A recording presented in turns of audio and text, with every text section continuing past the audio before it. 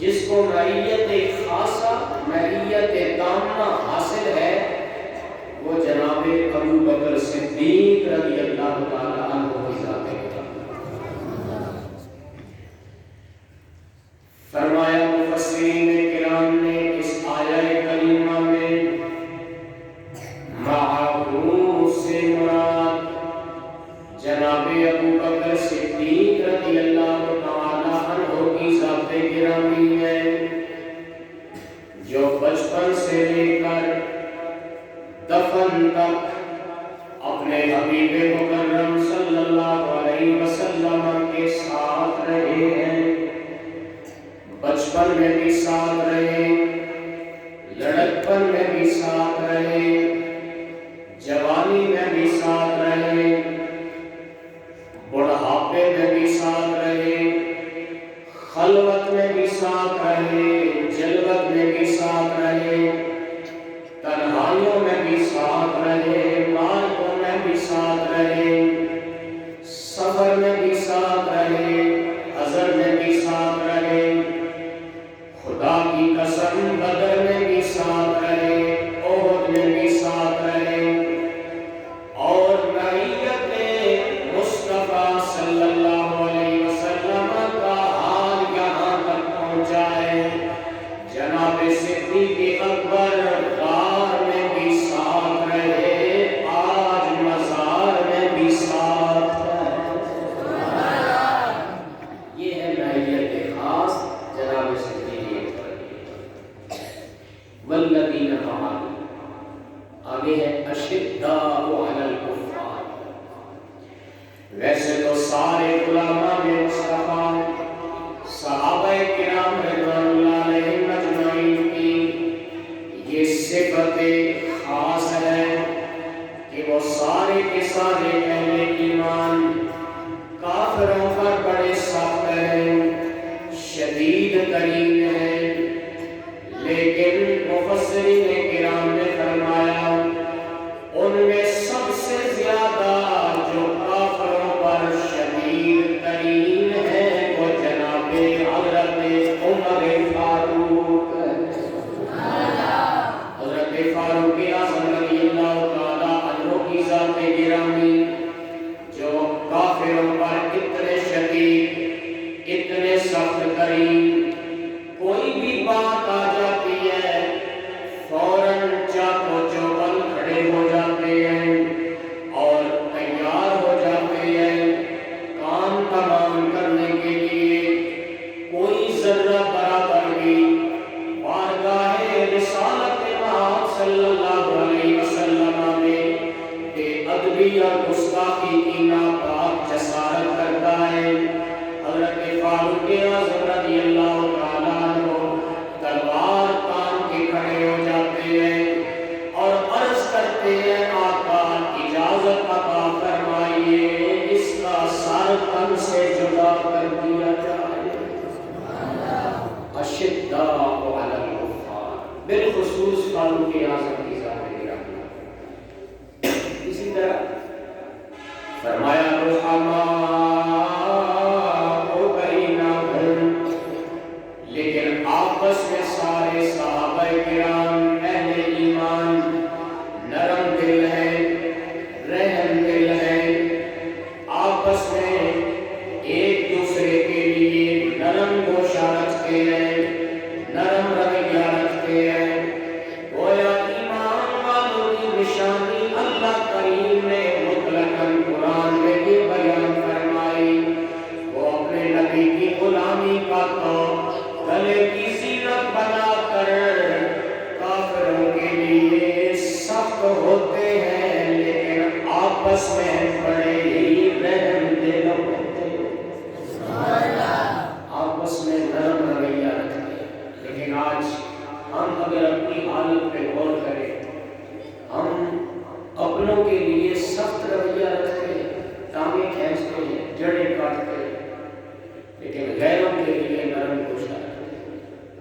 ایمان والوں کی یہ نشانی ہے، ایمان والوں کی نشانی یہ ہے، قرآن مجید کہہ رہا ہے، ترجمانی حضرت علامہ ڈاکٹر محمد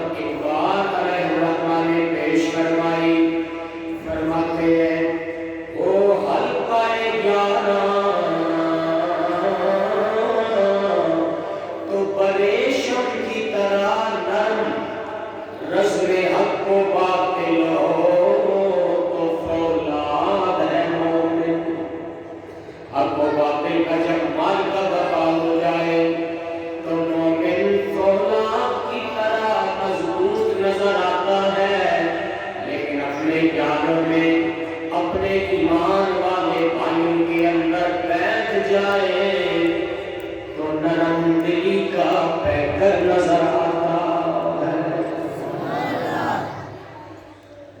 ویسے سارے صحابہ کرام کا مزاج یہ ہے، لیکن مفسرین کرام نے فرمایا رحماء بینہم سے مراد جناب عثمان غنی رضی اللہ تعالیٰ جو نرم دل ہے، انتہائی رحم دلی کا پیکر ہے، اس قدر اپنے آقا و مولا صلی اللہ علیہ وسلم سے پیار و محبت ہے۔ یہ تقاضے کیسے پورے ہو رہے ہیں؟ ایک دفعہ تاجدار ختم نبوت صلی اللہ علیہ وسلم کی دعوت کرتے ہیں، میرے آقا نے دعوت قبول فرمائی، آپ لینے آئے ہیں حضور حضرت عثمان غنی کے کاشانہ اقدس کی جانب جا رہے ہیں، لیکن حضرت عثمان غنی پیچھے پیچھے چلتے ہوئے آپ کے قدم مبارک گنتے ہوئے جا رہے ہیں اور شمار کرتے ہوئے جا رہے ہیں، 1 2 3 4 گنتے جا رہے ہیں۔ پوچھا گیا عثمان یہ کیا گنتی کر رہے ہو؟ عرض کرنے لگے یا رسول اللہ صلی اللہ علیہ وسلم آپ کے قدم مبارک جتنی تعداد میں میرے گھر تک لگیں گے عثمان اتنے ہی غلام آزاد کر دے گا۔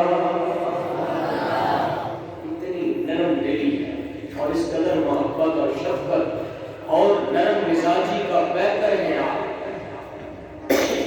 مدینہ منورہ میں آپ پر پانی بند کر دیا، ظلم و ستم کا بازار گرم کیا، 40 دن محاصرہ کیے رکھا اور پانی بند کیے رکھا عثمان غنی۔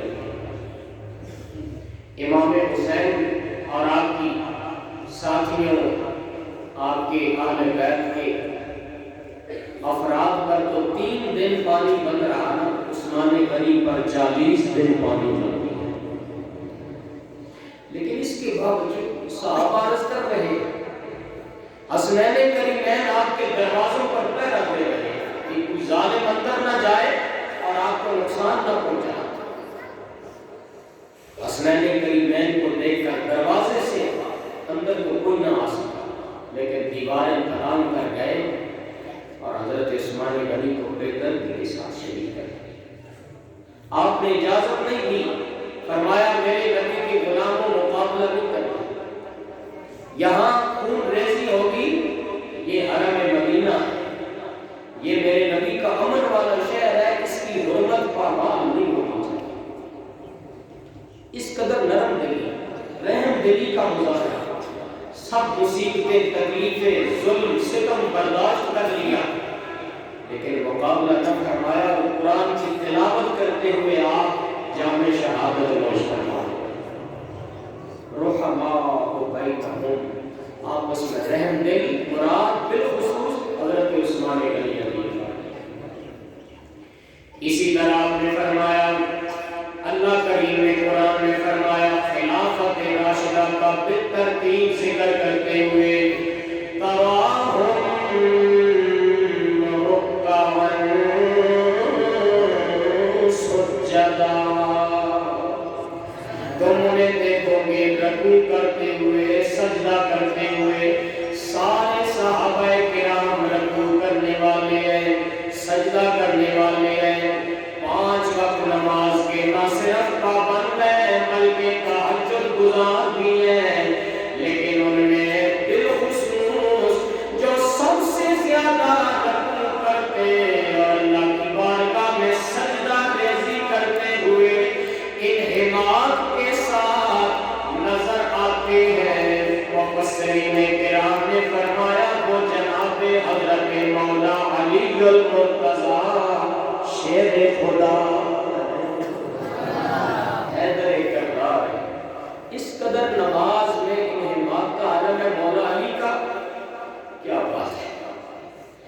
مقام احسان کی کیفیت کیا ہے؟ احسان میرے آقا نے فرمایا نماز اس طرح پڑھو جس طرح کہ تم تصور کر لو کہ تم اللہ کو دیکھ رہے ہو۔ اگر یہ تصور قائم نہ ہو سکے تو یہ لو کہ اللہ تمہیں دیکھ رہا ہے۔ یہ ہے وہ مقام، اور مولا علی المرتضیٰ شیر خدا رضی اللہ تعالیٰ عنہ اس طرح نماز پڑھتے ہیں جس طرح اللہ رب العالمین کو دیکھ رہے ہو۔ حتیٰ کہ ایک وقت آیا آپ کی پنڈلی مبارک میں تیر لگ گیا اور اتنا گہرا تھا کہ جب نکالتے ہیں تو درد ہوتا ہے، پیسے اٹھتی ہیں، نکالنے نہیں دیتے ہیں، خون بہ رہا ہے۔ اور آپ نے فرمایا اے میرے ساتھیوں اس طرح نہ نکالو، لیکن جب میں اللہ کے حضور نماز کے لیے کھڑا ہو جاؤں تو تم تیر نکال لینا۔ مولا علی نماز کے لیے کھڑے ہو گئے، نماز کے دوران صحابہ کرام نے تیر نکال لیا اور آپ نے تسلی کے ساتھ نماز جاری رکھی، سلام پھیرا، فرمایا یہ مصلی پر خون کیسا ہے؟ حضور آپ کا تیر نکال لیا گیا۔ آپ نے فرمایا میں جلوہ الہی میں اس قدر مستغرق تھا، تم نے تیر نکال لیا پر علی کو پتہ بھی نہیں چلا۔ اس قدر تراہم رکعن سجدہ کے بہ کر نظر آتے ہیں مولا علی کے مرتضیٰ شیر۔ ہمیں تو ویسے بھی نصیب نہیں ہے نمازیں 5 وقت باقاعدگی کے ساتھ۔ ایمان والوں کی نشانی ہے تراہم رکعن سجدہ، رکوع کیجیے، سجدہ کیجیے، فرض عین ہے، یہ بندہ مومن کے ذمہ فرض ہے، اسے ہر صورت ادا کیجیے۔ تو قرآن مجید کی اس آیت کریمہ میں اللہ پاک نے خلفائے راشدین کا بالترتیب ذکر خیر فرمایا ہے۔ سب سے پہلے جناب ابو بکر صدیق رضی اللہ تعالیٰ عنہ جو خلیفہ بلا فصل ہے، خلیفہ اول ہے، قرآن نے جس ترتیب کا ذکر فرمایا ہے ہم ایمان والے اسی ترتیب کو مانتے بھی ہیں، اور سارے نبیوں کے بعد سب سے افضل و اعلیٰ مرتبے کا حامل جس کو جانتے ہیں وہ قرآن کی روشنی میں، نبی کے فرمان کی روشنی میں جناب ابو بکر صدیق کو مانتے ہیں۔ آپ سب سے امتوں میں سب سے افضل، یعنی نبوت کی تاریخ میں تاجدار ختم نبوت کی کوئی مثال نہیں، اور جتنی امتیں ہو گزری ہیں امتوں میں جناب صدیق اکبر کی مثال نہیں ہے۔ اس پر بہت ساری باتیں ہیں، بڑے سارے دلائل، ان میں ایک یہ ہے مشکات شریف میں موجود ہے۔ مشکات شریف جناب مولا علی المرتضیٰ شیر خدا رضی اللہ تعالیٰ عنہ اور آپ کے بیٹے حضرت محمد بن حنفیہ رضی اللہ تعالیٰ عنہ، دونوں باپ بیٹا بیٹھے ہوئے ہیں۔ بیٹا باپ سے سوال کرتا ہے اے مولا علی میرے ابا حضور یہ ارشاد فرمائیے کہ نبی پاک علیہ الصلوۃ والسلام کے بعد امت میں سب سے افضل و اعلیٰ مقام والا کون ہے؟ مولا علی کی زبان اقدس سے نکلا ابو بکر صدیق۔ سارے کہہ رہے سبحان اللہ۔ پھر عرض کرنے لگے اے آقا حضور، اے مولا علی میرے ابا جان، سننا من، پہلے تو جناب صدیق اکبر ہے، ان کے بعد امت میں سب سے افضل کون ہے؟ فرمایا سننا عمر، پھر عمر فاروق افضل ہے۔ یہ ہے مولا علی کا عقیدہ، یہ ہے مولا علی کا فیصلہ، یہ ہے مولا علی کا فتویٰ۔ اس لیے ہم بھی مانتے ہیں مولا علی کا بھی فیصلہ، ہم مانتے ہیں رب العالمین کا فیصلہ، ہم مانتے ہیں تاجدار ختم نبوت کا فیصلہ کہ امت میں نبیوں کے بعد جس کا سب سے افضل و اعلیٰ مقام و مرتبہ ہے وہ جناب सिद्दीक़ अकबर की ज़ात-ए गिरामी। और यकीन कीजिए, ये मैं क्यों बयान कर रहा हूँ, ये अक़ीदे की बात है। ये अक़ीदा दिल में अगर जागुज़ी होगा, पुख्ता होगा, तो उस पर अमाल सालिहा की जो इमारत होगी ना, वो मुनहदिम नहीं होगी, वो गिरेगी नहीं। इंशाअल्लाह इबादत में भी लुत्फ आएगा, कैफ व सुरूर की दौलत मिलती चली जाए। ईमान वालों, ईमान वालों, ऐ ईमान वालों, नबी की मोहब्बत दिल में बसाने वालों, ईमान का एक चेहरा है, उसकी दो आंखें। जिस तरह हमारा ये जिस्म है, चेहरा है, इसमें दो आंखें हैं, रोशन हो, सलामत हो, नजर आता हो तो चेहरा खूबसूरत नजर आता है। आंख बद्दी हो जाए, कानी हो जाए, बंदा अंधा हो जाए, नजर ना आए तो चेहरे का हुस्न गहना जाता है, हुस्न मान पड़ जाता है। इसी तरह हमारे ईमान का भी एक चेहरा है, उस चेहरे ईमान का नाम मोहब्बत मुस्तफा है सल्लल्लाहु अलैहि वसल्लम। और उसमें दो आंखें हैं, एक आंख का नाम मोहब्बत सहाबाए किराम है, दूसरी आंख का नाम मोहब्बत अहले बैत है। ए अहले सुन्नत, ए अहले ईमान, जितने भी आप आए हैं, अहले इखलास आए हैं, अपने नबी की मोहब्बत से सीने आबाद करने वाले हैं। अल्हम्दुलिल्लाह हमारे हाथों में दामन सहाबा भी मौजूद है, दामन अहले बैत भी मौजूद है।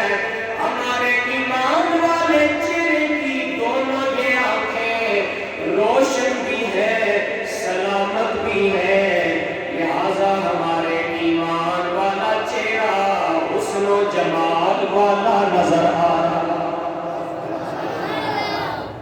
और मेरे आपके आका अलैहिस्सलातु वस्सलाम क्या मंजर है, मदीना मुनव्वरा है, आपके दाएं जानिब अबू बकर सिद्दीक है, हाथों में हाथ है, बाएं जानिब जनाब फारूक आज़म है, हाथों में हाथ है।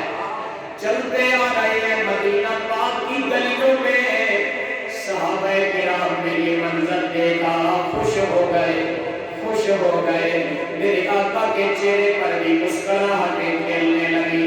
फरमाया, ऐ मेरे गुलामों, जिस तरह अब तुम मदीना मुनव्वरा की गलियों में ये हसीन मंजर देख रहे हो, मेरे बाएं जानिब, मेरे दाएं जानिब अबू बकर सिद्दीक है, बाएं जानिब फारूक आज़म है। फरमाया, जब क़यामत वाला दिन आएगा, हम इसी तरह उठ कर क़यामत वाले दिन भी आएंगे और जन्नत में इस हाल में दाखिल हो जाएंगे। मेरे एक जानिब सिद्दीक़ अकबर होंगे, बाएं जानिब फारूक आज़म होंगे। ये मंजर क़यामत वाले दिन भी तुम्हें ऐसा ही नजर आएगा। ये वो खूबसूरत मंजर है, ये वो खूबसूरत ज़िक्र खैर है जो ईमान को जिला बख्शता है, ईमान को मिठास अता करता है। अल्लाह हम सबको इन नफूस कुदसिया की सच्ची मोहब्बत से आबाद रखे, शाद रखे, इसी पर साबित कदमी अता करे। आमीन व आमीन।